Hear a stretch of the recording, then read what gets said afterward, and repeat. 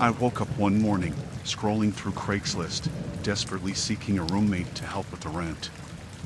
I thought if I find someone that already has a place and needs a roommate, it would cost me less per month and I could save for my own place. After a few inquiries and dead-end responses, I found an ad that seemed perfect.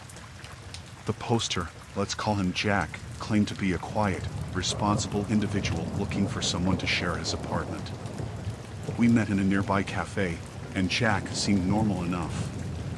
He was friendly, easy to talk to, and the apartment he showed me was clean and well kept.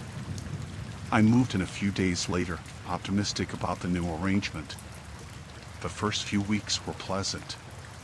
Jack was polite, kept to himself mostly, and our schedules rarely overlapped.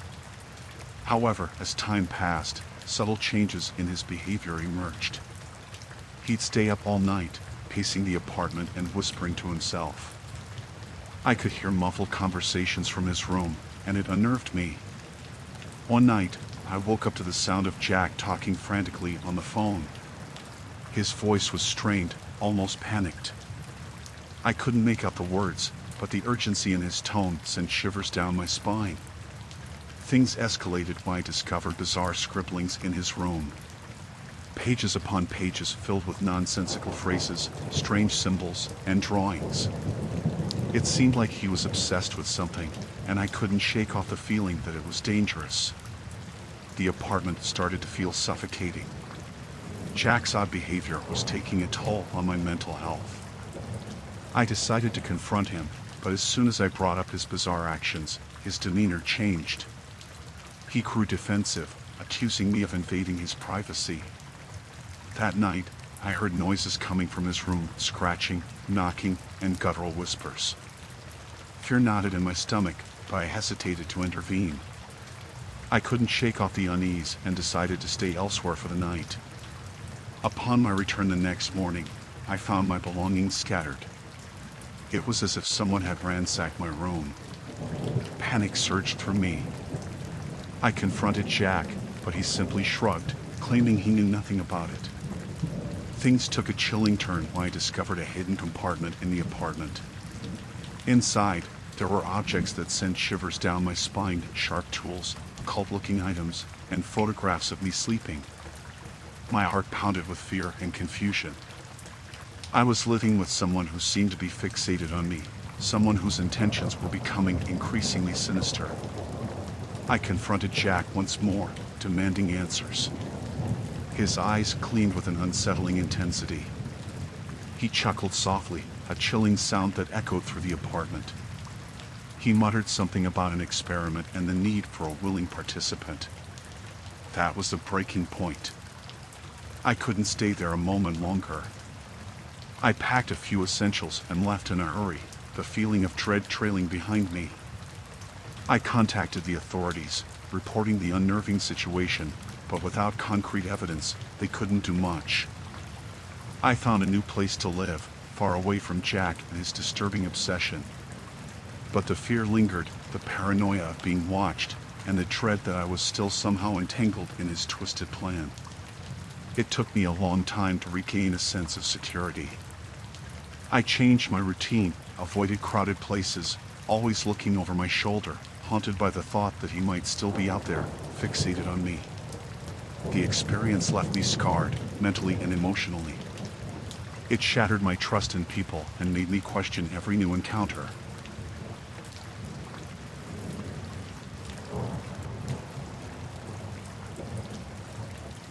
I was scrolling through Craigslist, looking for a side gig to earn some extra cash. I stumbled upon an ad that said, looking for assistance in moving heavy items. Willing to pay cash. Sounded straightforward, and I needed the money, so I responded. We agreed to meet at a local storage facility. When I arrived, a guy in his mid-30s greeted me. He seemed normal enough, just someone needing a hand with moving.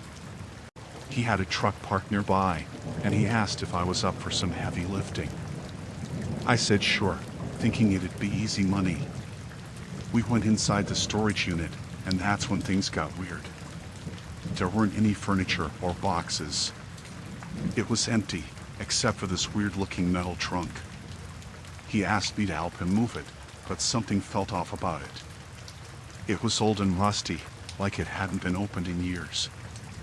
I hesitated, but he insisted it wasn't heavy. We grabbed either end, and as we started moving it, I heard something shuffling inside. It was faint, like someone or something was moving around in there. I stopped dead in my tracks, my heart racing.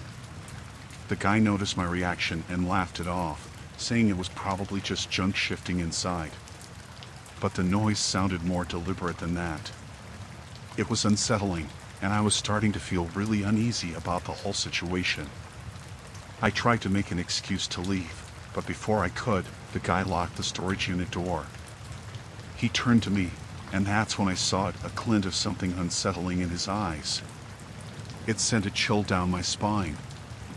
I demanded to leave, but he just chuckled and pulled out a knife, telling me I wasn't going anywhere. Panic surged through me, and I tried to reason with him, but he wasn't listening. His eyes were fixed on the trunk. He muttered something about needing my help to open it, claiming there was something valuable inside. I didn't want any part of it. I tried to run, but he grabbed me and dragged me towards the trunk. I was terrified. I didn't know what was in there or what he planned to do with me. I struggled, but he was stronger. Just as he was about to open the trunk, a security guard passing by heard the commotion. The guy panicked and ran off, leaving the trunk behind. The security guard helped me out and called the police. When they opened the trunk, they found something horrifying: a person, gagged and bound, barely conscious. The guy had kidnapped someone and was about to do who knows what. I was in shock, shaking uncontrollably. I didn't stick around for much longer after the police arrived. It was a close call, and I felt lucky to get out of there alive. I later learned that the guy had a history of criminal activity, and the person in the trunk had been reported missing. It was a nightmare, something I never thought I'd experience. Meeting a stranger from an online ad turned into a life-threatening situation. It made me realize how dangerous it can be to trust strangers, especially in situations like that. I've become more cautious since then, always double-checking before meeting someone from the internet. It's not something I'll forget anytime soon.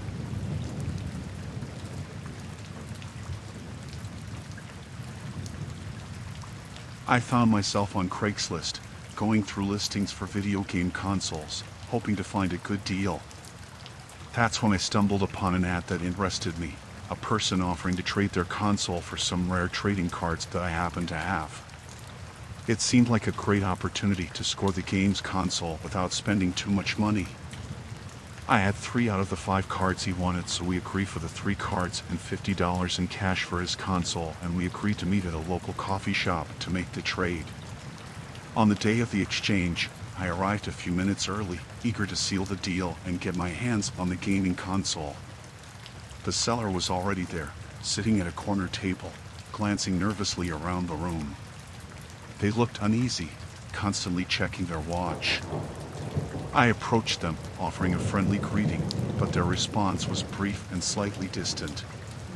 They seemed on edge, their eyes darting around as if they were expecting something or someone. I tried to engage in small talk, hoping to ease the tension, but the conversation felt strained. As we discussed the trade, I noticed the seller's behavior becoming increasingly erratic. They kept shifting in their seat, avoiding eye contact, and seemed reluctant to talk about the trading cards. I sensed something was off, but I brushed it off, attributing it to their nerves or perhaps a shy personality. As the conversation progressed, the atmosphere grew more uncomfortable. The seller started making cryptic remarks, vague statements that didn't quite make sense. They muttered about needing to complete the collection and how time was running out. Alarm bells rang in my mind, but I tried to keep the situation under control, remaining polite and calm. Then, things took an unexpected turn. The seller abruptly stood up, their demeanor changing entirely. Their gaze turned intense, locking onto me with an unsettling fervor. Their voice dropped to a chilling whisper as they uttered incomprehensible phrases about a sacrifice and necessary steps. Panic surged through me as I realized something was seriously wrong. I attempted to step back, but the seller lunged forward, blocking my path. Their eyes held a frenzied glint, and fear gripped me like a vice. I scrambled to my feet, heart pounding in my chest, my mind racing for a way out. Without a moment's hesitation, I made a dash for the exit, adrenaline coursing through my veins. The seller pursued, their steps echoing behind me. I sprinted through the crowded cafe, desperate to escape the impending danger. I managed to burst through the door and sprinted down the street, not daring to look back. I didn't stop until I reached a safe distance, my heart pounding in my ears. I glanced back, but the seller was nowhere in sight. Shaken and terrified, I realized how close I had come to a potentially life-threatening situation. I hurriedly called the authorities, explaining the bizarre encounter and the unsettling behavior of the seller. The police assured me they would investigate the matter, but warned about the dangers of these online transactions and meeting strangers in secluded places. That chilling experience haunted me for weeks. I couldn't shake off the feeling of dread, the fear of what might have transpired if I hadn't managed to escape. It was a stark reminder of the lurking dangers hidden behind seemingly innocent online deals, a lesson I learned in the most terrifying way possible. From then on, I vowed to be more cautious, to trust my instincts, and to approach online transactions with utmost vigilance, knowing that danger could lurk behind any promising offer.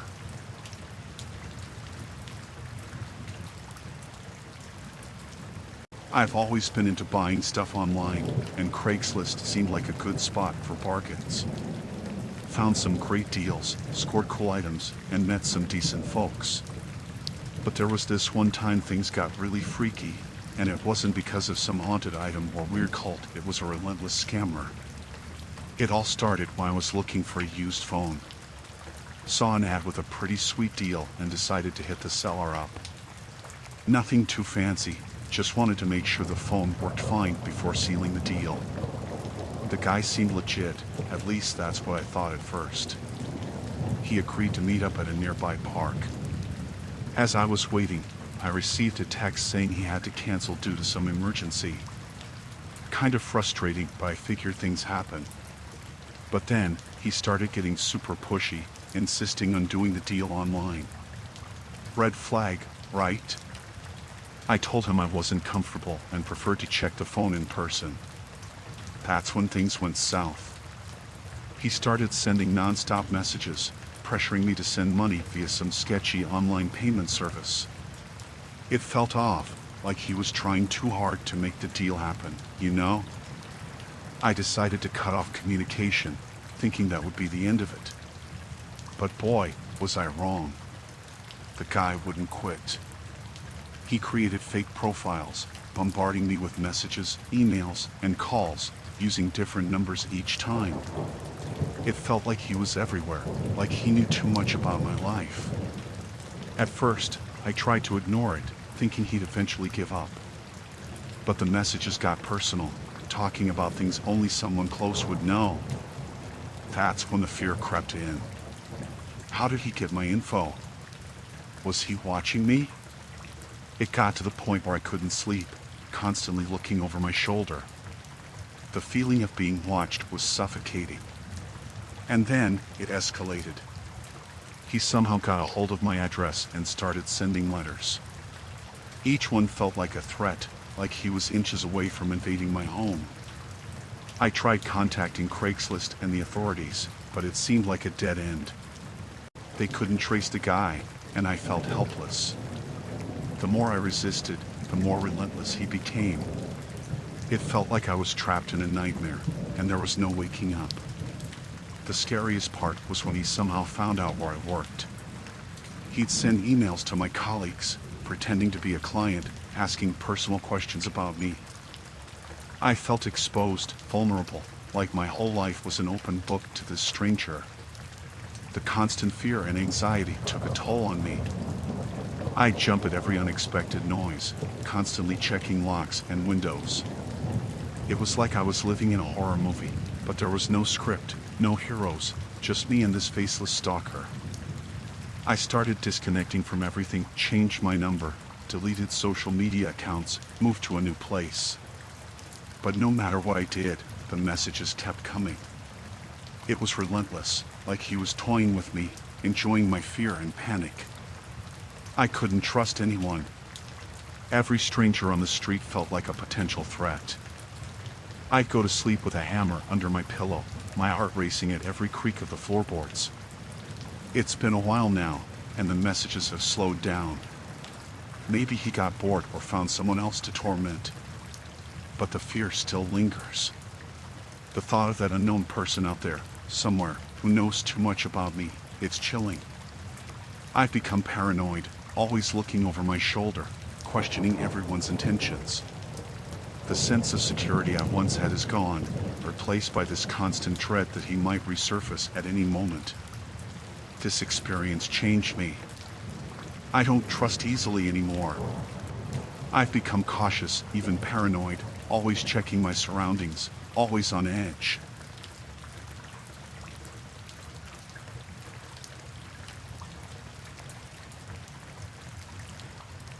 I needed a ride to a nearby town, so I checked Craigslist for a ride share.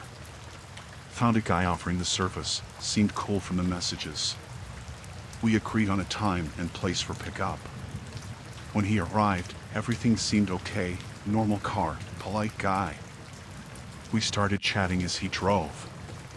But something felt off, a bit too friendly, kept asking personal stuff, and I wasn't comfortable. I tried to brush it off, but then he took a different route, said it was faster. Alarm bells went off in my head. I asked about the route change, and he got kinda defensive, said he knew a shortcut. But it felt wrong, like he was going somewhere else. My gut told me something was up, so I texted my friend the car's plate number just in case. The atmosphere got tense, my heart pounding, but I tried not to show it. I asked to stop for a bathroom break at a gas station. He hesitated, but finally pulled over. As soon as I got out, I texted my friend about the situation. I tried to stall, stayed longer in the bathroom, pretending to make calls, anything to buy time. When I got back to the car, he seemed agitated, eyes darting around. My friend texted back, said they called the cops and told them my location.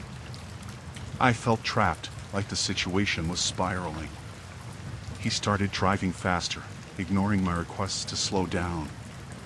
I was scared, not sure what he'd do next. My phone buzzed with texts from my friend, asking if I was okay. The tension in the car was thick, and I could sense danger. I had to think fast. I faked a phone call, told my friend on the line that I was with the police, describing the car and the driver. I hoped it'd scare the guy into stopping. He looked at me, eyes wide, and then abruptly pulled over. I scrambled out of the car and pretended to talk to the police loudly. He stared at me, muttered something, and sped off. I breathed a sigh of relief, shaking. I called my friend, told them I was safe, and asked them to stay on the line until I reached a safe spot. I found a nearby store and waited, still shaken. The cops arrived shortly after, took my statement, and assured me they'd look into it. I couldn't believe how close it was, how easily it could have turned into something worse. I shuddered, realizing what could have happened if I hadn't acted fast or if my friend hadn't called the cops. I learned a lesson that day, to trust my instincts, to stay alert, and to be cautious, especially with strangers. The experience left me shaken, knowing how easily things could have gone terribly wrong. It's a ride I'll never forget, a reminder to always be careful out there, especially when dealing with strangers, even if it's just a simple ride share.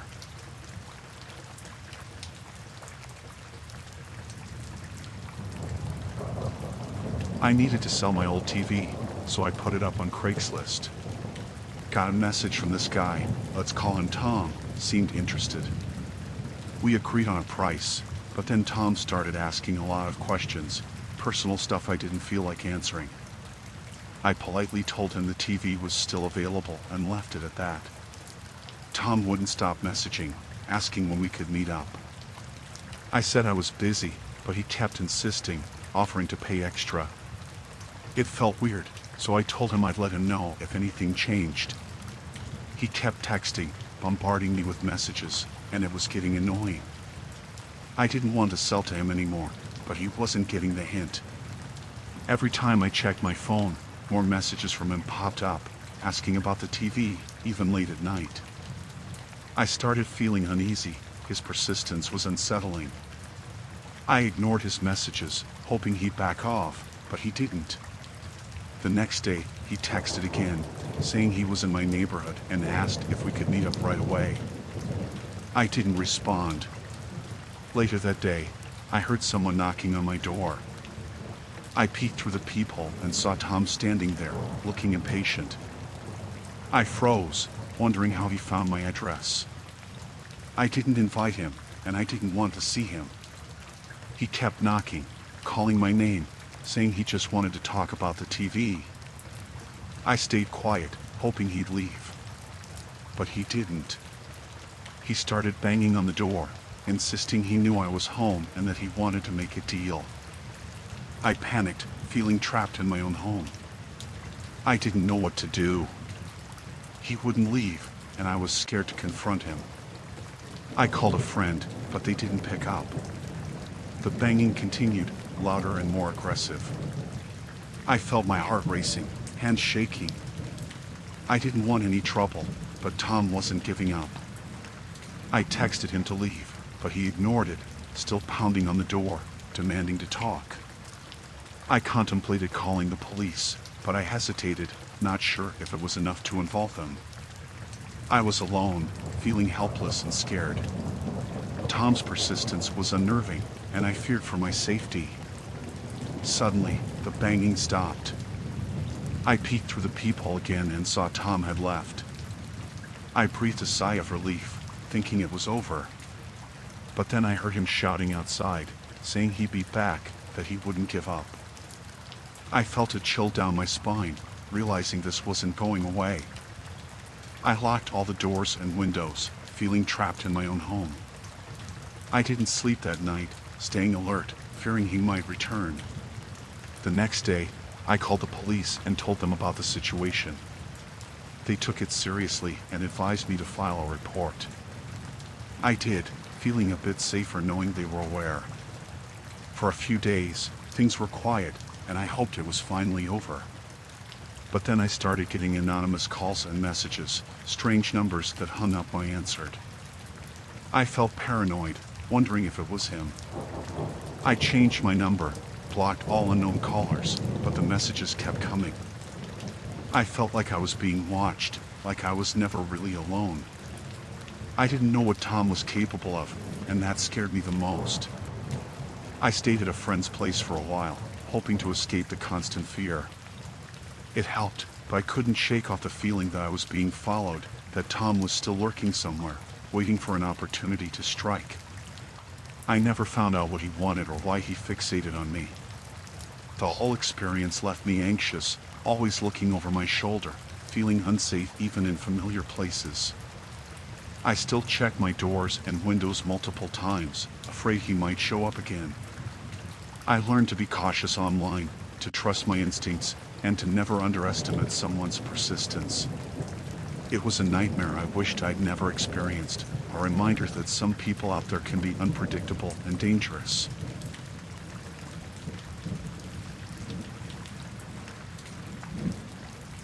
I was trying to sell my old sofa. Put an ad on Craigslist, hoping to find a buyer. Got a message from this guy interested in buying it.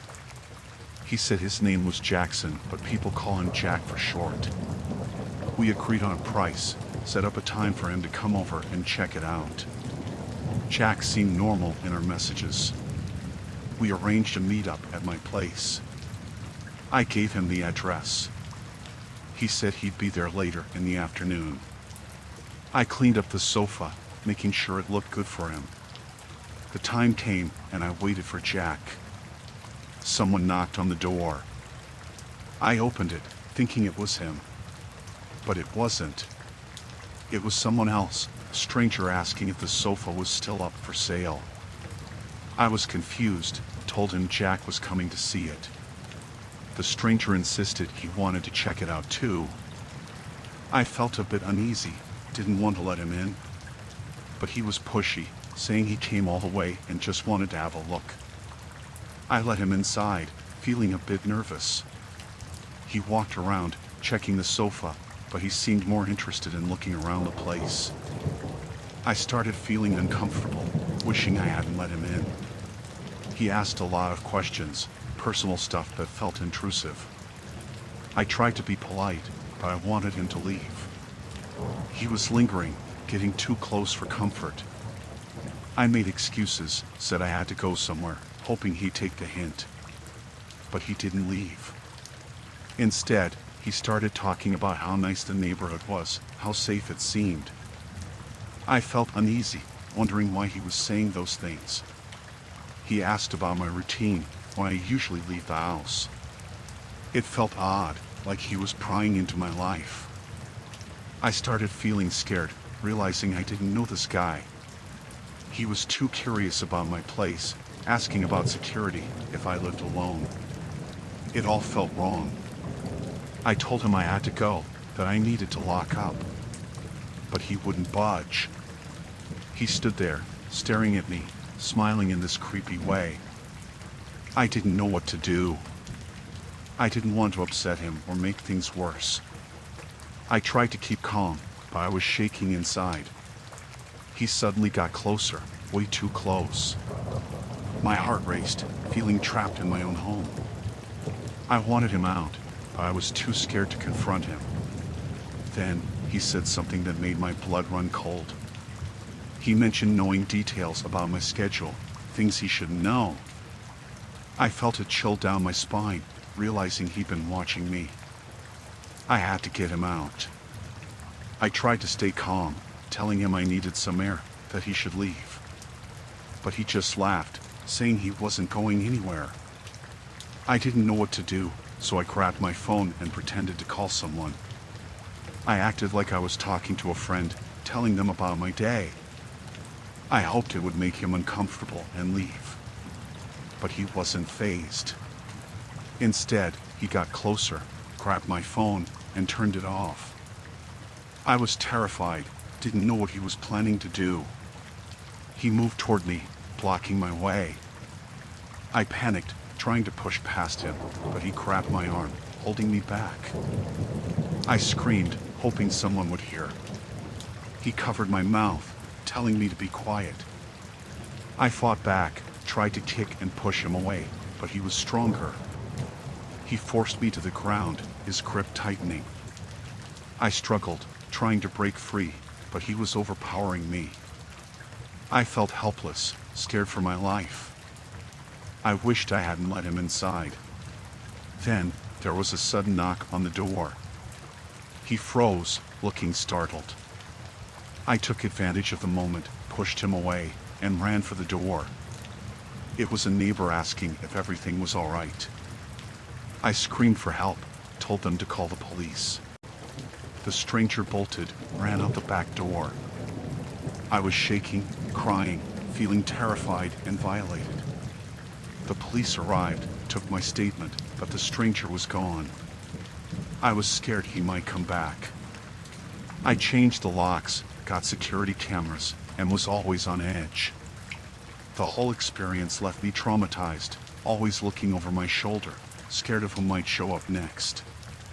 I never sold that sofa. It was a nightmare I wish I'd never gone through.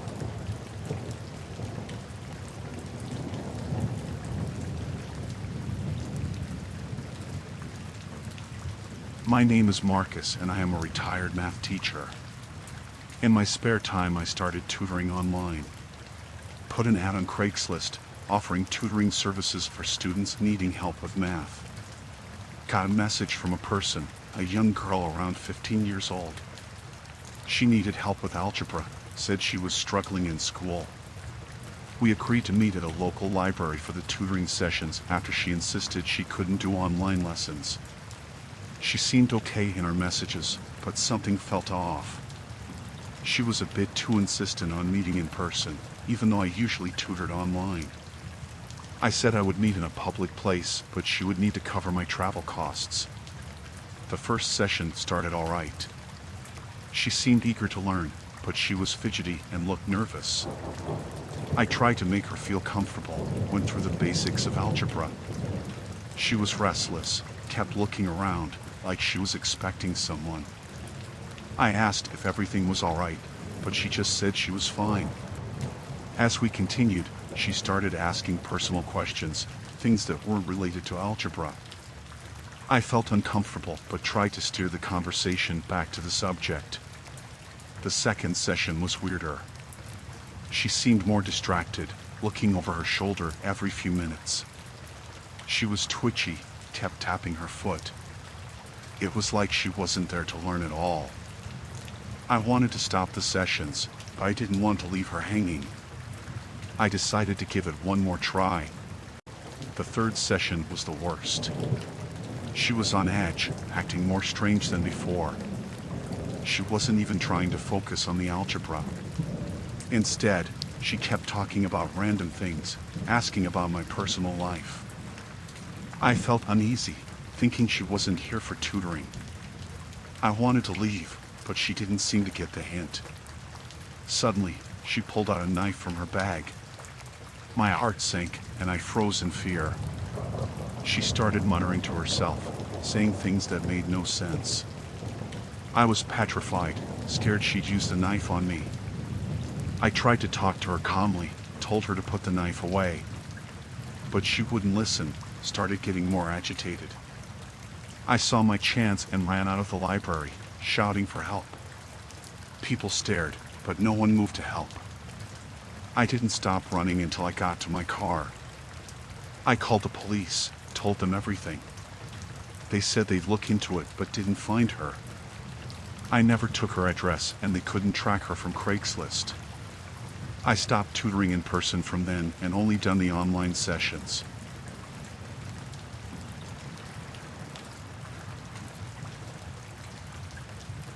I'm a photographer. I put my portfolio up on Craigslist to find some freelance gigs. Got a response from a guy, let's call him Jason. He wanted some professional headshots for his LinkedIn profile. We agreed on a time and location, and I showed up with my gear.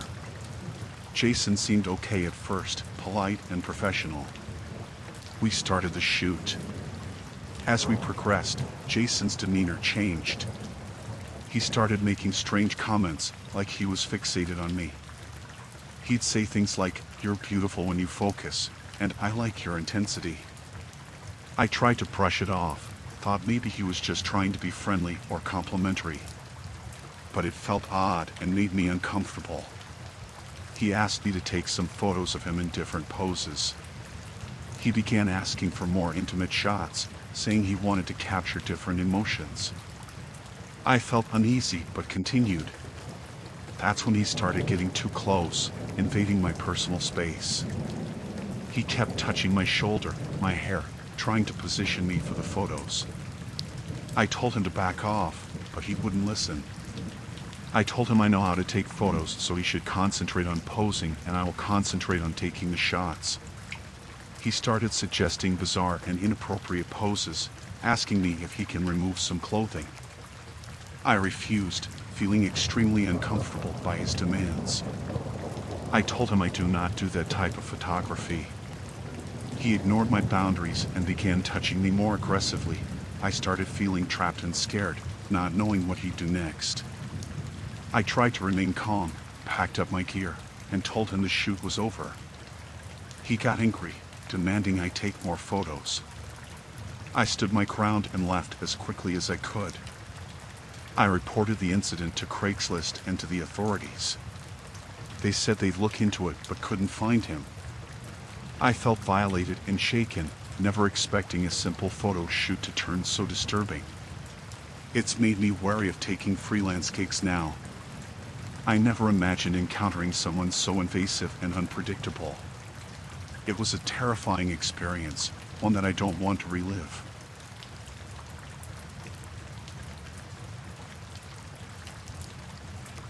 It was a typical evening, and I was browsing through Craigslist, looking for a good deal on a used phone. After a bit of scrolling, I stumbled upon an ad that seemed perfect. The phone was exactly what I wanted, and the price was a steal. I quickly messaged the seller, and to my surprise, they responded almost immediately. We arranged to meet in a parking lot near my place. As I pulled up, I noticed a guy leaning against a beat-up car, holding the phone in his hand. He looked a bit shifty, but I brushed it off, thinking he was probably just anxious about selling the device. I stepped out of my car, and we exchanged a few words before getting down to the deal. I handed him the cash, and he passed me the phone in a hurry. It was a swift transaction, or so I thought. As I drove back home, I felt a sense of satisfaction at the great deal I had gotten. But my joy was short-lived. When I reached home and started setting up the phone, something felt off. I noticed some strange messages in the inbox, messages that hinted at something shady. Curiosity got the better of me, and I dug deeper into the phone's files. That's when I stumbled upon a folder filled with personal photos and documents that clearly didn't belong to the previous owner. Panic set in. I realized I had inadvertently bought a stolen phone. Fear crept over me as I worried about the consequences of having possession of stolen goods. I debated what to do next, debating whether to turn it in or try to erase the evidence. As I grappled with my options, a sense of dread gnawed at me. My unease only intensified when I received a text message from an unknown number. The text was brief but chilling. "You've got something that doesn't belong to you." I felt a cold shiver run down my spine. It was a stark reminder of the potential danger I had landed myself in. My heart raced as I contemplated the implications of the situation. I didn't know who this person was or what they wanted, but their message struck fear into my core. I started receiving more messages, each one more threatening than the last. They seemed to know details about me, details that I hadn't shared with anyone.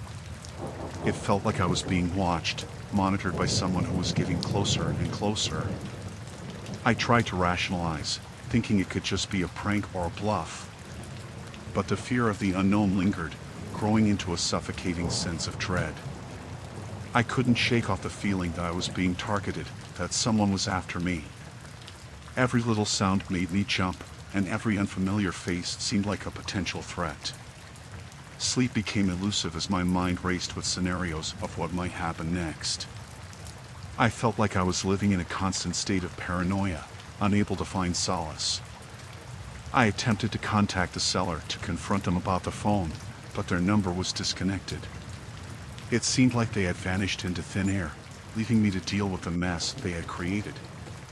Days passed, but the messages persisted, escalating in their intensity. Threats turned into warnings, making it clear that this was not something I could simply brush aside. I was in deep trouble, trapped in a nightmare I never saw coming. The fear started to consume me, affecting every aspect of my life. I constantly looked over my shoulder, afraid of what might happen next. It felt like I was in a game where the rules were unknown, and the stakes were my safety. I debated contacting the authorities, but the fear of being implicated for buying stolen goods paralyzed me. I felt trapped, with no way out, as if I had walked into a web of danger from which there was no escape. Every passing moment brought with it an overwhelming sense of dread. I felt like I was living on the edge, teetering between safety and an unknown threat that loomed over me like a dark cloud. The situation had spiraled into a nightmare, and I couldn't shake off the feeling that I was being hunted. I didn't know who was after me or what they were capable of, and that uncertainty only fueled my terror. The fear of the unknown consumed me, turning every moment into a heart-pounding experience. I realized that I was on my own, facing a chilling reality of my own making, and there was no turning back. The dread continued to tighten its grip around me, leaving me in a state of constant panic. I was caught in a terrifying cycle, one that I had unknowingly walked into, and it seemed like there was no way out.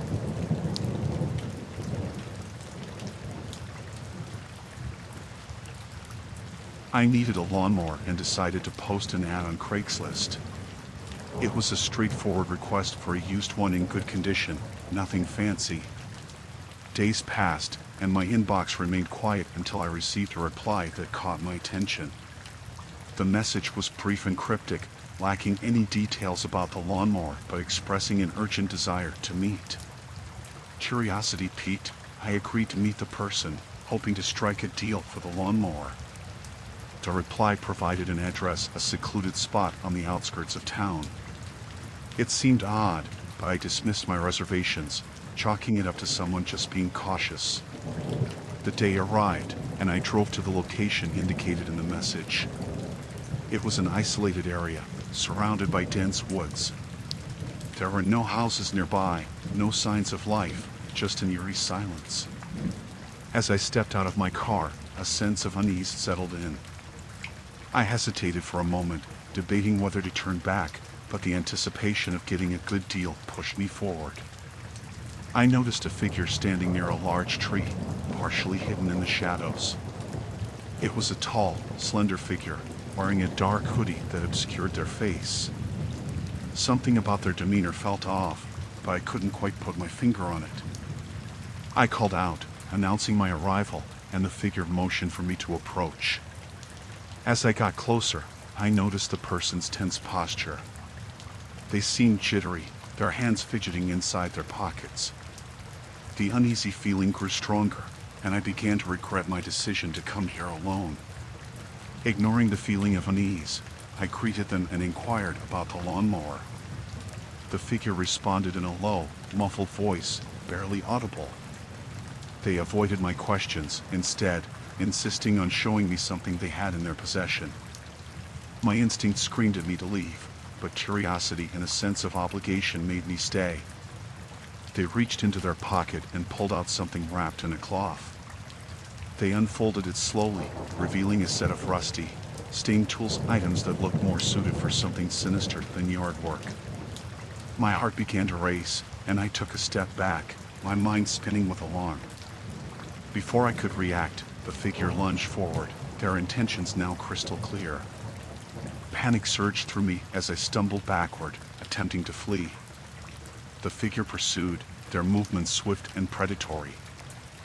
I fumbled for my car keys, adrenaline coursing through my veins. I managed to reach my car and hastily locked myself in. The figure banged on the windows, their face still hidden beneath the hood. Their voice turned hostile, demanding I hand over my belongings. Fear paralyzed me for a moment, but instinct kicked in, and I hit the gas, speeding away from the terrifying encounter. Shaken and terrified, I drove to the nearest police station and reported the incident. The authorities promised to investigate, but warned me about the risks of these online dealings. They urged caution and emphasized the dangers of trusting strangers on the internet. The encounter haunted me for weeks. I couldn't shake off the feeling of being watched, the sense of impending danger lingering in the air. I couldn't help but wonder what could have happened if I hadn't managed to escape. The chilling realization that I narrowly escaped a potentially perilous situation haunted my thoughts. That experience left me shaken, my trust in online transactions shattered.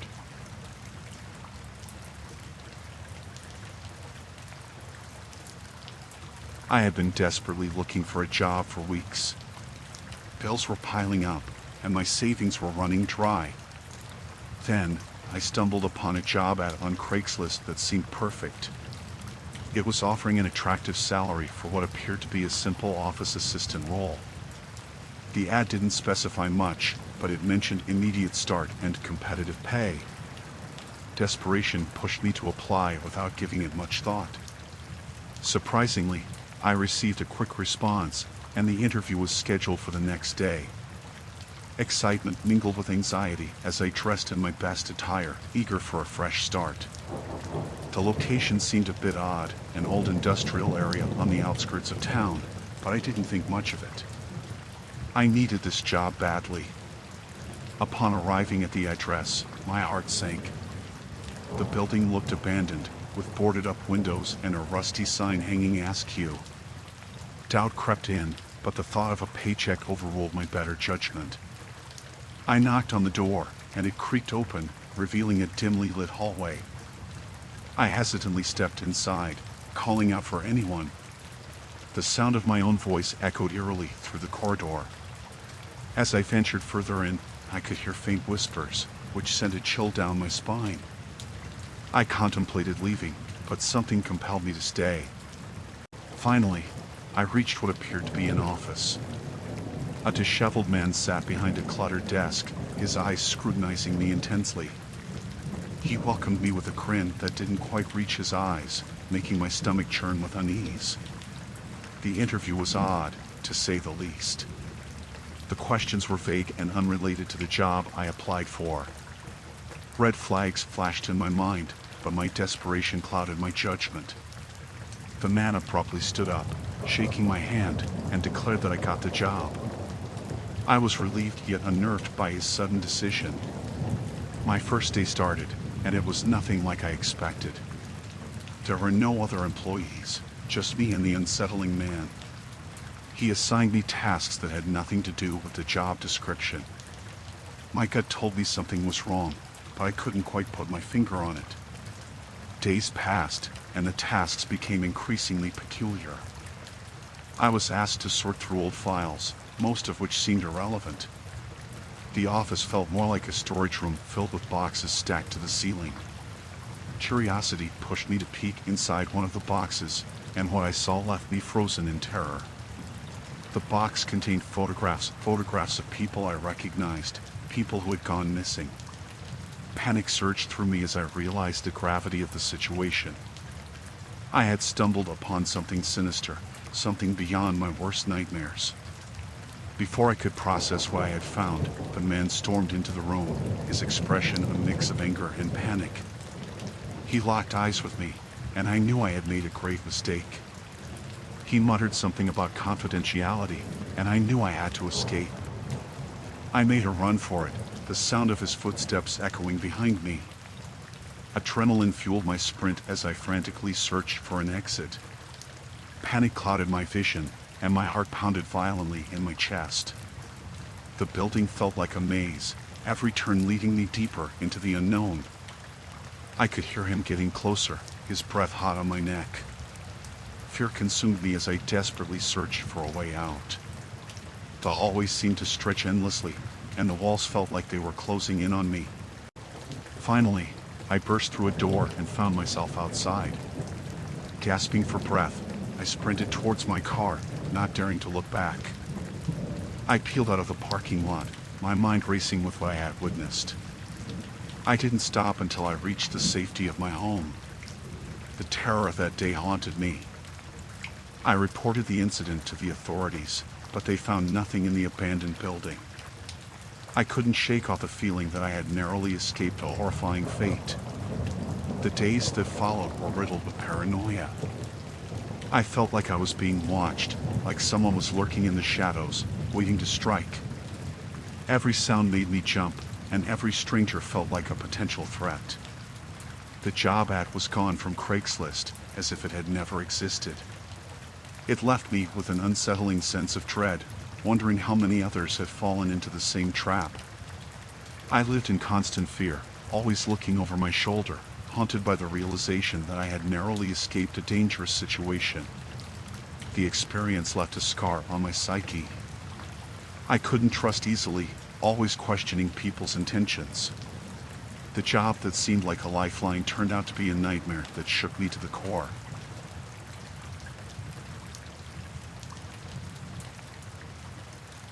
I entered a raffle on Craigslist.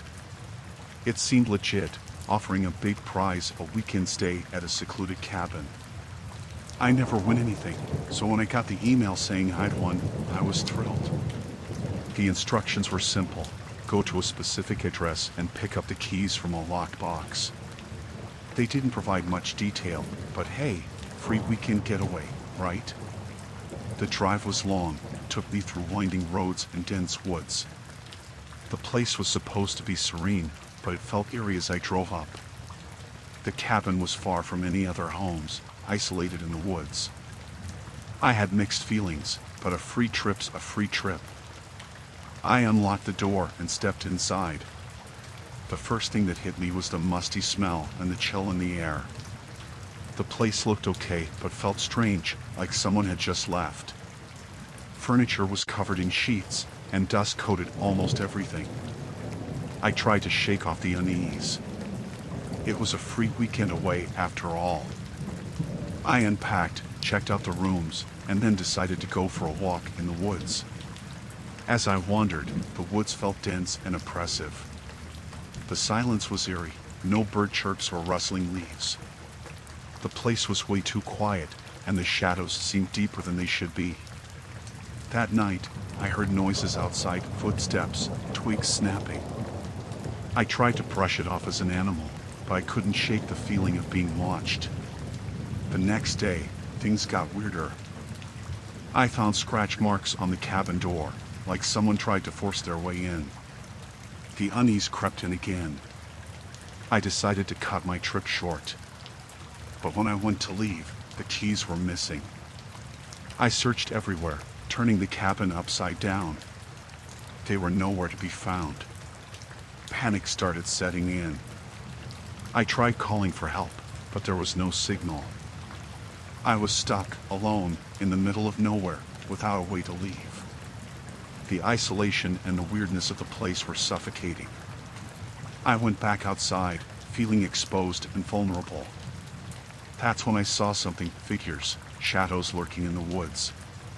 They were there, watching me, but whenever I looked directly, they vanished. The hours passed slowly, and the night crept in. Every creak and groan of the cabin felt like something or someone was trying to get inside. The scratching returned, louder and more persistent. It echoed through the cabin, sending shivers down my spine. I bolted the doors, but the sounds continued. I couldn't sleep. I sat there in the darkness, listening to every little noise. I felt like I was being hunted, like something sinister lurked just beyond sight.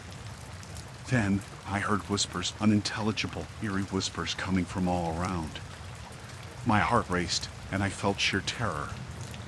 There was no explanation, no rationalization for what was happening. I wanted to leave, to escape that place. But I was trapped, surrounded by the unknown. Fear consumed me. Morning finally came, and I made a run for it, leaving everything behind. I didn't look back, I just needed to get out of there. I reported it to the authorities, but they found nothing, no evidence of anyone or anything. It was as if the place was hiding its secrets, as if it never wanted to be discovered. To this day, I still can't shake off the fear and the feeling of being watched. That cabin and those woods, I don't know what they were hiding, but I never want to find out. The raffle prize turned into a nightmare I'd never forget.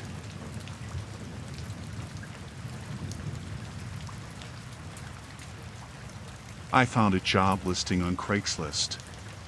It was a good gig, so I applied. They called me for an interview at a cafe downtown. When I got there, everything seemed normal. The interviewer was nice, asked basic questions about my skills and experience. They said they'd let me know soon. A few days later, I got an email saying I got the job. I was happy. It was a decent paying gig. But then, things took a weird turn. I got an email from an unknown address. They knew personal stuff about me, stuff that I hadn't shared with anyone. They wanted money, threatening to expose my personal info if I didn't pay up. I was freaked out. How did they get my info? I ignored the first few emails, hoping they'd just stop. But they didn't. They kept sending more, getting more aggressive each time. I blocked the email, but they found ways to contact me through different addresses. They even sent letters to my house. I felt like I was being watched, like they were always right behind me. I didn't tell anyone. I was too scared and embarrassed. I couldn't focus on work, constantly looking over my shoulder, feeling like someone was watching my every move. One night, I heard a knock at my door. It was late, past midnight. I peeked out the window and saw a shadowy figure standing there. My heart raced and fear gripped me. I didn't dare open the door. The person started yelling, threatening to expose everything if I didn't come out. I stayed quiet, hoping they'd go away. But they didn't. They kept shouting, banging on the door. I called the cops, but by the time they arrived, the person was gone. The officers said they couldn't do much without evidence. The harassment continued. They sent more threatening messages, saying they knew where I lived and that they'd come back. I couldn't sleep, couldn't eat. I felt like a prisoner in my own home. Every little noise made me jump, thinking it was them. Days turned into weeks, and I was on edge all the time. I tried changing my number, my email, but they always found a way to contact me. Then, one night, I woke up to the sound of glass breaking. My heart raced, and I grabbed a baseball bat and slowly made my way downstairs. I saw a shadowy figure in my living room, going through my stuff. Panic flooded me, and I froze. They turned around, and for a moment, our eyes met. I swung the bat, hitting them square in the chest. They fell, and I ran for the phone, calling the cops again. When the police arrived, they found the person lying on the floor, unconscious. Turns out, it was the same person behind the threats, trying to rob me. They arrested the intruder, but I couldn't shake off the fear and the feeling of violation. My safe space was shattered. It took me a long time to feel secure again, but the fear of someone watching me, lurking in the shadows, still lingers.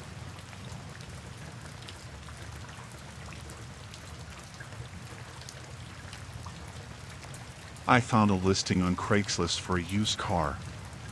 The ad had pictures, a decent price, and the car looked good. I contacted the seller, and we arranged to meet at a parking lot. When I arrived, I noticed something weird. The parking lot seemed deserted, empty with no one around. I double-checked the address from the ad, and it matched. But there was no sign of the seller or the car. I waited for a while, feeling uneasy. Something felt off, like I shouldn't be there. But I really needed a car, and this one seemed like a good deal. After a few minutes, I decided to call the seller. The phone rang, but no one answered. I called again and again, but it went straight to voicemail each time. I was about to leave when I heard a sound coming from the far end of the parking lot. It sounded like footsteps, faint but distinct. I froze, wondering if it was the seller finally arriving. I waited for a few more minutes, my heart pounding in my chest. Then, I saw a figure emerging from the shadows. It wasn't the seller, it was someone else. The figure approached slowly, and as they got closer, I realized something was very wrong. They looked disheveled, clothes torn and dirty. Their eyes had a vacant, almost haunted look. I stepped back, feeling a surge of fear. The person didn't seem right, their presence was unsettling. They muttered something incoherent and gestured towards an old, abandoned building nearby. I didn't understand what they wanted, but I felt a chill down my spine. I decided to leave, but when I turned around, I saw more figures emerging from the darkness. Panic washed over me. I felt trapped, surrounded by these strange and unsettling individuals. They started moving closer, their movements erratic and unpredictable. I sprinted towards my car, my heart racing. I fumbled with the keys, desperately trying to unlock the door. The figures were getting closer, their murmurs growing louder. Finally, I managed to unlock the door and jumped inside, locking it behind me. I started the engine and drove off as fast as I could, leaving the bizarre and eerie scene behind. As I glanced in the rearview mirror, I saw the figures standing in the distance, watching me drive away. I couldn't shake off the feeling of dread and confusion. I didn't understand what had just happened. Why would the seller arrange a meeting at such a desolate and creepy place? And who were those people? I reported the incident to the police, but they couldn't find anything at the location. It was as if the place had never been inhabited, no signs of recent human activity. The experience left me shaken and paranoid. I couldn't stop thinking about what could have happened if I hadn't left in time. The whole thing felt like a nightmare, something out of a horror movie.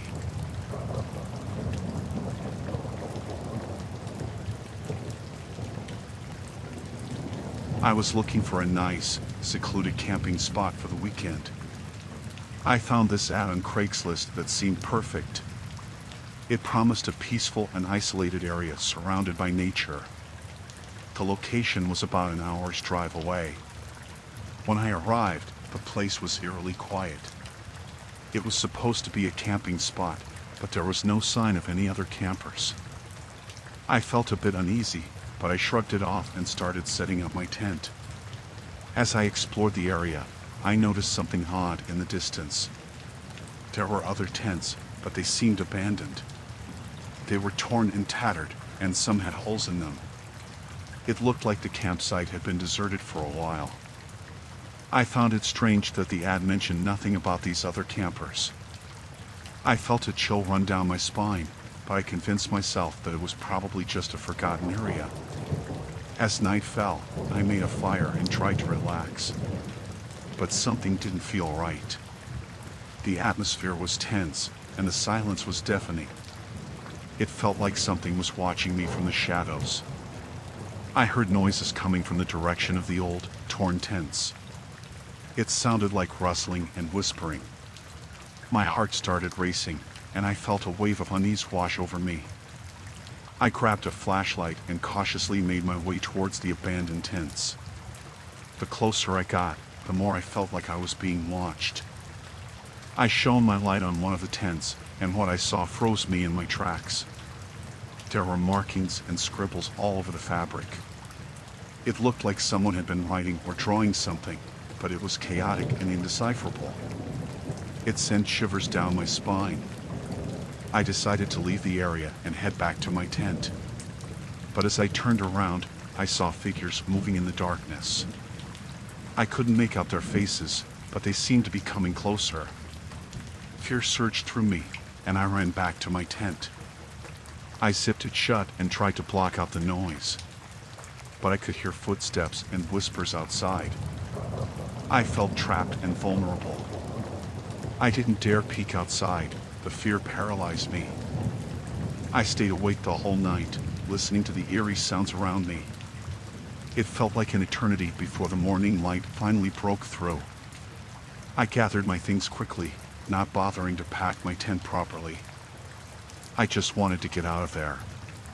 As I left, I glanced back at the abandoned campsite, feeling a mixture of relief and dread. I drove away as fast as I could, my heart still racing. I couldn't shake off the feeling of being watched and followed. It was like the eyes from the night were still on me, haunting my every move.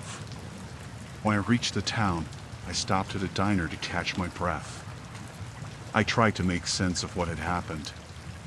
The whole experience was terrifying, and I couldn't shake off the feeling of dread and unease. I later found out from the locals that the camping spot I went to was abandoned years ago after some tragic incident. No one knew what happened exactly, but it was enough to keep people away. I never went back to that area again.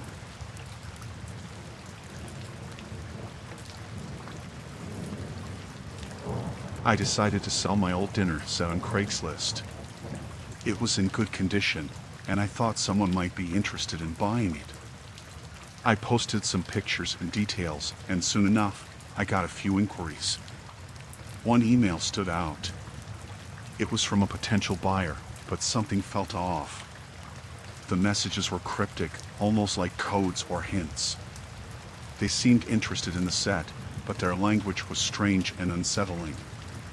It made me feel uneasy. They were insistent on meeting in a secluded area for the exchange. That was a red flag. It didn't make sense for something as simple as a dinner set. I felt a sense of foreboding, like something wasn't right. As the messages continued, they became more cryptic and ominous. It was as if the buyer was hinting at something hidden beneath the surface. I couldn't understand what they wanted or what they were trying to convey. Despite my growing unease, I decided to meet the buyer. I don't know why. Maybe I was curious or just wanted to figure out what was going on. I arranged a meeting at a nearby park, a public place, just to be safe. I arrived at the park and scanned the area. There was no one around. My heart pounded in my chest as I waited, feeling exposed and vulnerable. Suddenly, a figure emerged from the shadows. It was the person I'd been corresponding with. The stranger approached with an unsettling smile.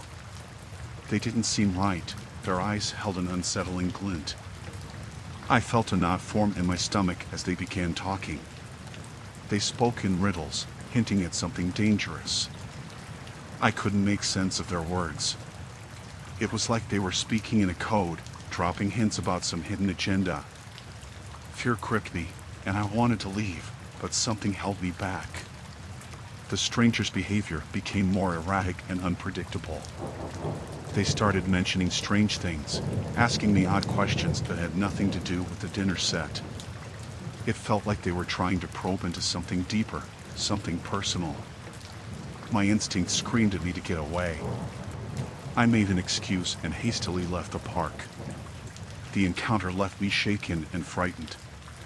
The cryptic messages and the stranger's unsettling demeanor lingered in my mind, haunting me with unanswered questions. I deleted the ad and blocked the email address. But the fear persisted. I felt like I was being watched, like someone was tracking my every move. The whole experience was chilling, and I couldn't shake off the sense of impending danger. I tried to forget about it, but the messages haunted me. They were vague but carried an ominous undertone. I felt like I had stumbled into something sinister, something that I couldn't comprehend. Days passed, but I couldn't escape the feeling of being followed. I started noticing strange cars parked outside my house. It felt like someone was watching me, waiting for an opportunity. The fear consumed me. I couldn't sleep, couldn't concentrate. I felt trapped and paranoid. I called the police, but without any concrete evidence, they couldn't do much. I decided to leave town for a while, seeking refuge with a friend in another city. I hoped the distance would help me feel safe again. But the fear followed me like a shadow, and I couldn't shake it off. Even in a new place, I couldn't escape the sense of impending doom. I was on edge, constantly looking over my shoulder, expecting the worst. It was a nightmare that wouldn't end. Eventually, the messages stopped, and the strange cars disappeared. But the experience left me scarred. I never sold anything on Craigslist again, and I became hypervigilant, always wary of any cryptic communication. The encounter had been surreal and terrifying. It was a reminder of the dark and dangerous aspects of the online world, where seemingly innocent exchanges could turn into nightmares.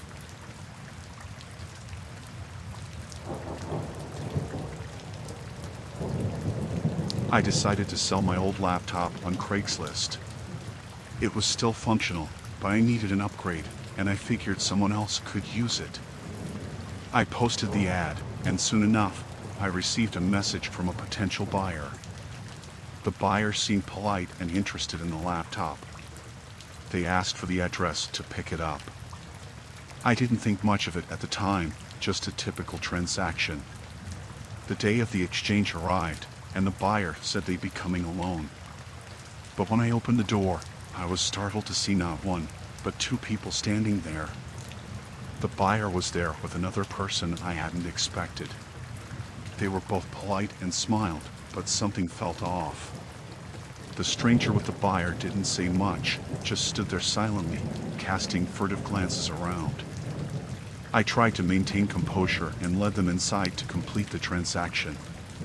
But as we sat in the living room, I noticed the stranger's eyes wandering, scanning the room as if looking for something. The buyer kept engaging me in conversation, distracting me while the other person stayed silent, observing everything. It was eerie, their presence casting a shadow over what was supposed to be a simple sale. I felt a sense of unease growing within me. There was something about the way they both acted that made me uneasy. My gut instincts screamed at me that something wasn't right. As the buyer inspected the laptop, the stranger's behavior became more peculiar. They started pacing around the room, looking at things, and occasionally whispering something to the buyer. The atmosphere became tense, and I started to feel a rising sense of dread. I wanted the exchange to be over. I made up an excuse, saying I had another appointment, and quickly wrapped up the sale. I felt relieved when they finally left, but the sense of unease lingered. I couldn't shake off the feeling that there was something sinister about the entire encounter. Later that night, I heard noises outside my house. I peeked through the window and saw the two strangers loitering nearby, their figures illuminated by the dim streetlights. My heart raced and fear gripped me. What were they doing outside my house? Why hadn't they left? The feeling of being watched intensified, and I felt a chill run down my spine. I called the police, but by the time they arrived, the strangers were gone. The officers assured me they'd patrol the area, but they couldn't do much without any evidence of wrongdoing. I couldn't sleep that night. I kept checking the doors and windows, making sure they were locked. The slightest noise made me jump, and every shadow seemed to hide a threat.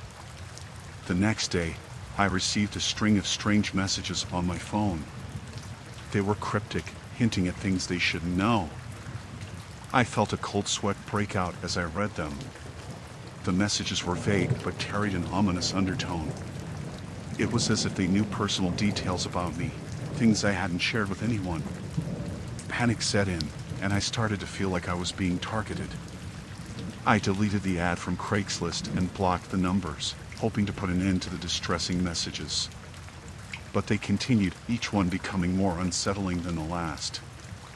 I considered changing my number, but the fear of being tracked or followed persisted. I felt trapped, like there was no escape from the relentless harassment. Days turned into weeks, and the messages didn't stop. I felt like I was losing my mind, the constant fear gnawing away at me. I was paranoid, always looking over my shoulder, expecting the strangers to reappear at any moment. I sought help from friends and family, but they couldn't offer much except reassurance. They suggested I file a police report, but without solid evidence, it seemed futile.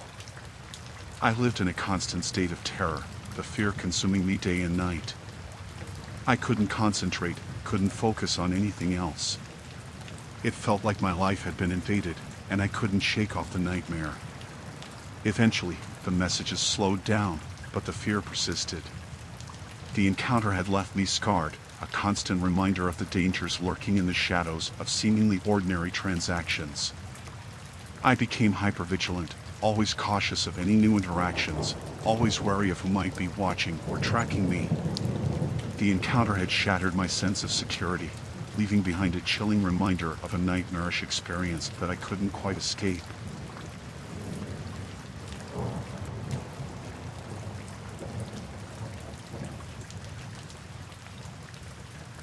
I had this old guitar that I never used, so I decided to sell it on Craigslist. A guy messaged me about it, and we arranged to meet in a public place to make the exchange. When we met, he seemed nice at first, but as soon as we started discussing the price, things turned sour. He became aggressive, insisting on a much lower price than what we agreed upon online. I tried to reason with him, but he wouldn't listen. He got louder and more intimidating. I didn't want any trouble, so I tried to end the negotiation and leave. But he wasn't having it. He blocked my way and demanded that I sell it for his price. I felt trapped and scared, not knowing how to handle the situation. People nearby started to notice, and I felt embarrassed and afraid. I tried to stay calm and defuse the situation, but he kept pushing and getting more aggressive. I offered to reduce the price a little, hoping he would calm down, but it only made things worse. He became even angrier, yelling and making threats. I realized that I had to get out of there, so I made an excuse and hurried away, leaving the guitar behind. I just wanted to escape the tense and scary situation. Later that night, I received a barrage of angry messages from the guy, threatening me and saying he knew where I lived. I tried to block him, but he kept creating new accounts to continue the harassment. I felt my heart race every time my phone buzzed, dreading another message from him.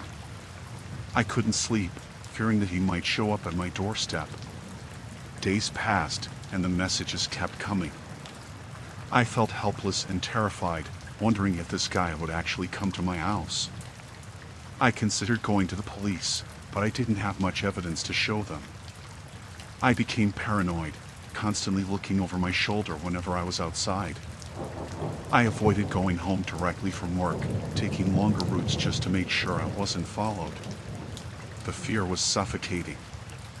I didn't feel safe anymore. I confided in friends, but they couldn't do much except offer support and advice to stay cautious. I tried changing my number and deleting my Craigslist account, hoping to stop the harassment, but it didn't help. The aggressive messages persisted, each one more threatening than the last. I felt like I was being watched, like he was always lurking in the shadows.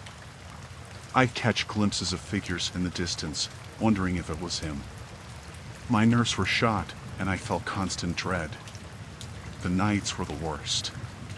Every sound made me jump, every creak of the floorboards sounded like footsteps approaching.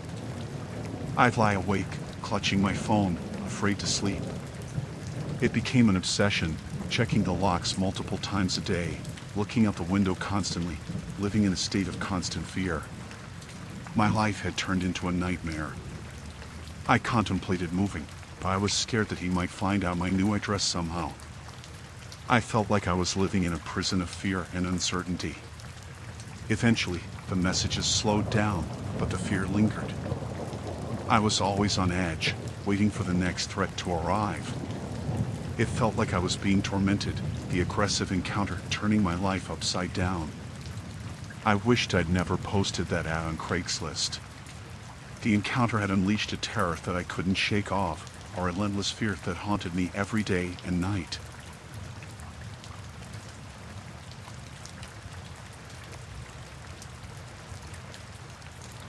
I posted an ad on Craigslist looking for someone to fix a leak in my basement. A guy responded, saying he was experienced and could do the job for a reasonable price. I agreed and set up a time for him to come over.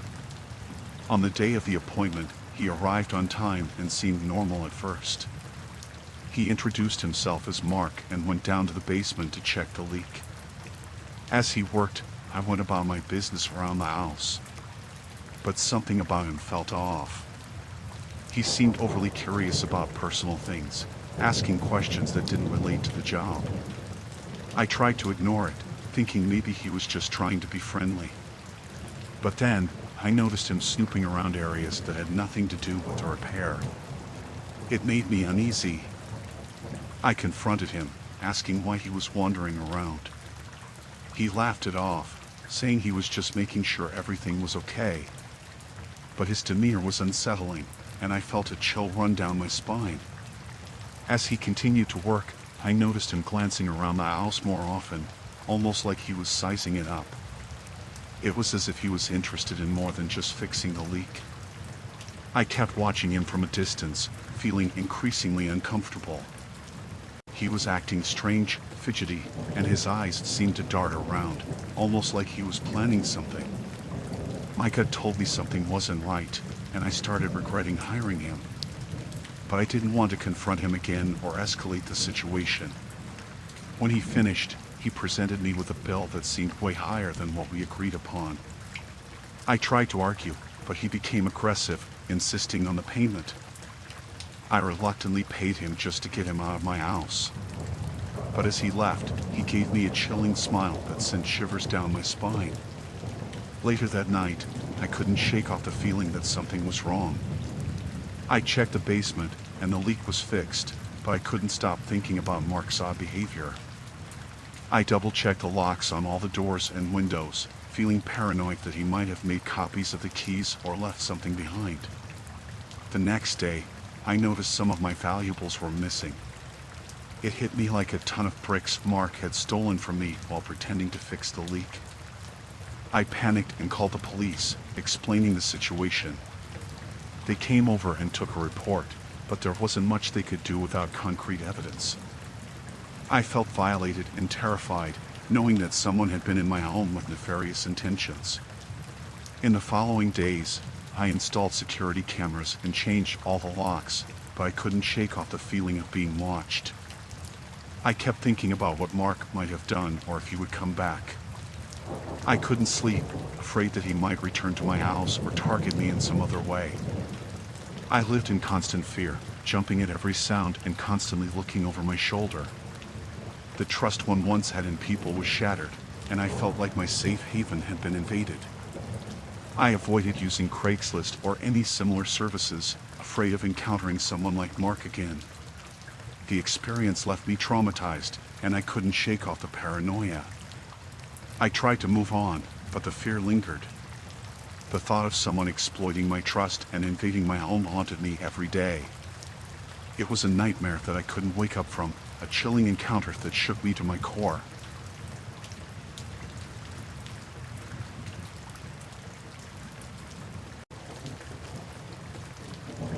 I saw a bike advertised on Craigslist. It was exactly what I wanted, so I contacted the seller, a guy named Tom. He seemed nice and agreed to meet at a local park for the sale. When I arrived, Tom was there, waiting. He seemed normal, friendly even. We chatted for a bit, and then I gave him the money for the bike. He handed it over, and everything seemed fine. I took the bike home, excited to ride it. But things started feeling weird after that. I'd see a car parked down the street, and whenever I went out, I felt like I was being watched. I brushed it off at first, thinking it was just my imagination. But it kept happening. Sometimes I hear footsteps behind me while riding the bike, but whenever I look back, there was no one there. One day, when I was cleaning the bike, I noticed something odd. There was a small device attached to the underside of the seat. I didn't know what it was, but it looked like some kind of tracker. I panicked. Why would someone put a tracker on the bike? It hit me then, maybe Tom, the guy I bought it from, was following me. I didn't know what to do. I felt sick to my stomach, realizing that I might be in danger. I couldn't shake off the feeling of being watched, even when I was at home. I decided to take matters into my own hands. I removed the device from the bike and threw it away. But that didn't stop the feeling of being followed. I started taking different routes, looking over my shoulder constantly. The fear of someone stalking me consumed my thoughts, and I couldn't focus on anything else. Then one night, I received a text from an unknown number. It said, "I can see you." My heart raced. I didn't reply, but I felt a sense of dread wash over me. I called the police, explaining the situation.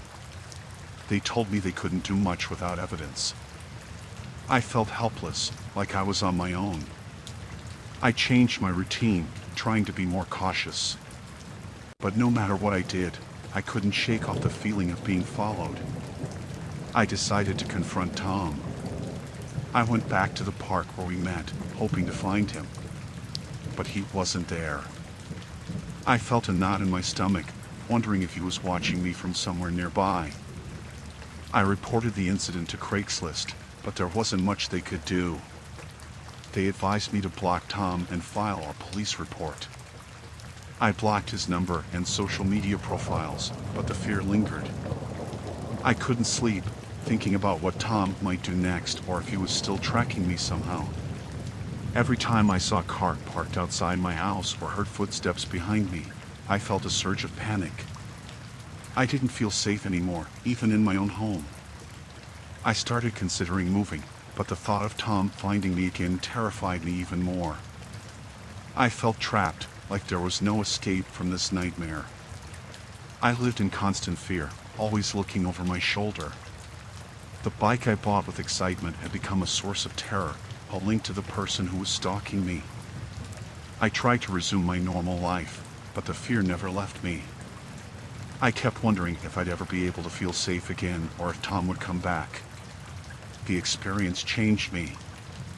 I became hyper-aware of my surroundings, constantly checking for any signs of danger. The once enjoyable bike rides turned into moments of anxiety and paranoia. I never found out for sure if Tom was the one stalking me, but the fear of being watched never faded. It was a terrifying encounter that left me feeling vulnerable and scared, and I couldn't shake off the feeling of being hunted.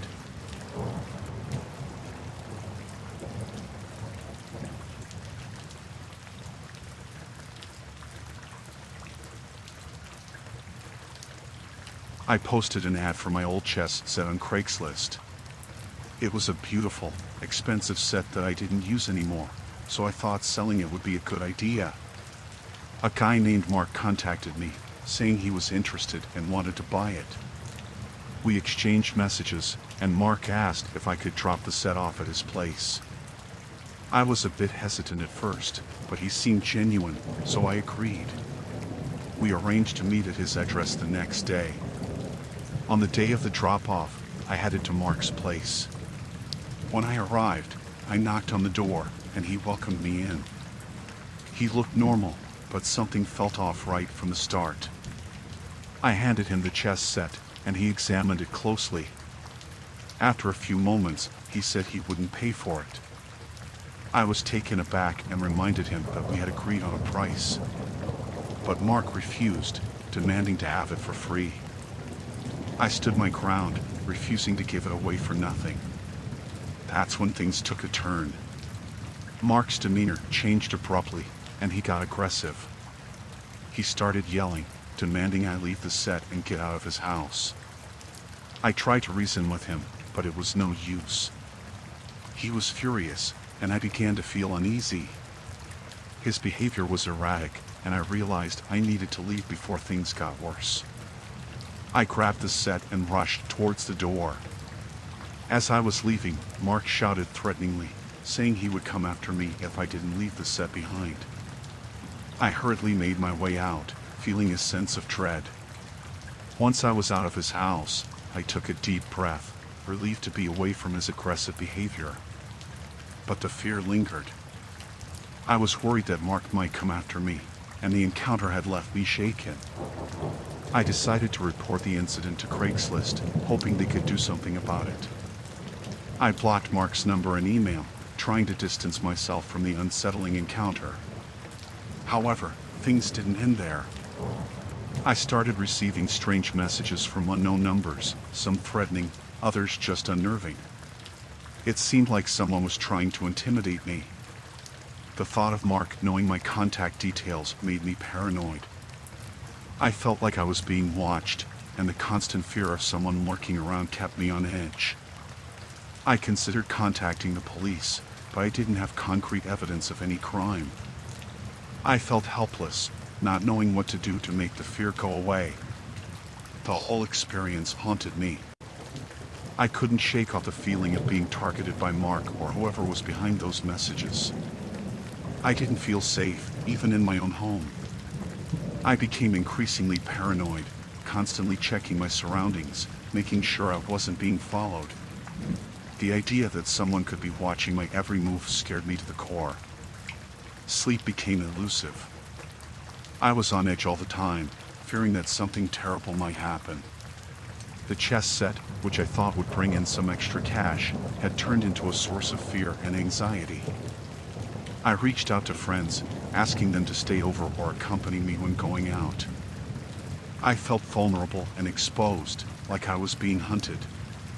Days turned into weeks, and the fear didn't subside. I couldn't escape the feeling of being watched, and the unsettling messages continued to arrive sporadically. The incident with Mark had turned my life upside down. I became withdrawn, avoiding public places and constantly looking over my shoulder. I couldn't find peace of mind, always wondering if Mark or someone associated with him was still monitoring me. It was a terrifying encounter that made me question my safety and left me feeling helpless and vulnerable.